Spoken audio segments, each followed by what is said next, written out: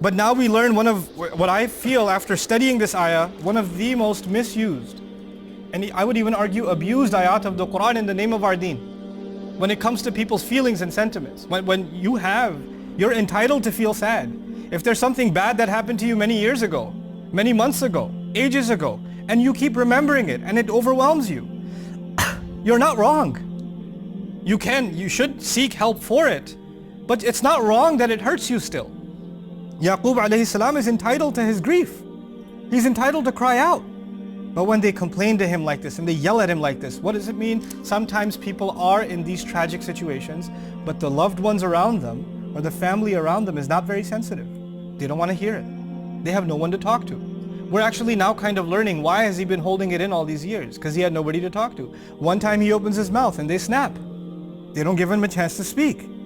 So what does he say? He says, قال إنما أشكو بثي وحزني إلى الله.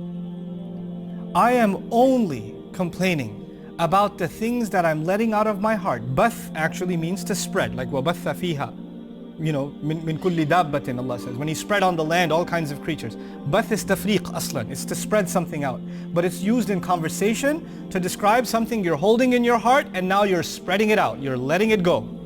So he says, I'm only complaining about what I've been containing inside and I'm finally letting it out. And even when I do let it out, and all of the sadness that I've been pent up inside, all of that which I've kept inside, I'm only complaining to Allah, not to you, not to anybody else. إِنَّمَا أَشْكُو بَثِّي وَحُزْنِي إِلَى اللَّهِ. This is what I wanted to share with you, is one of the most commonly misunderstood, ayat in the Quran. It's not taken in its context.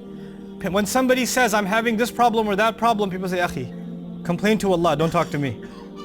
Because Allah says, إِنَّمَا أَشْكُو بَثِّي وَحُزْنِي إِلَى اللَّهِ. Yaqub alayhi salam said, I only complain to Allah. I don't talk about my problems to anybody else. What is the context of these ayat?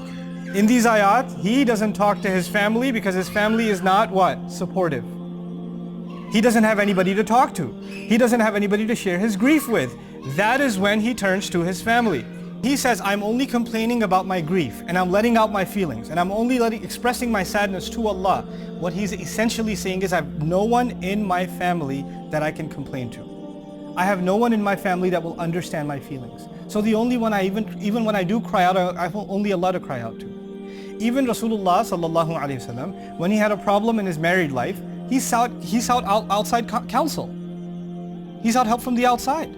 This is the sunnah of Rasulullah sallallahu alaihi wasallam. You would say he should only complain to Allah. So it's oppressive to tell someone, don't seek help for your problem. You don't need to talk to anybody. Just talk to Allah and that should be good enough for you.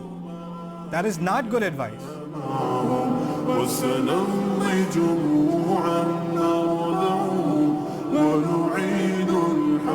المغتصب وبكل القوة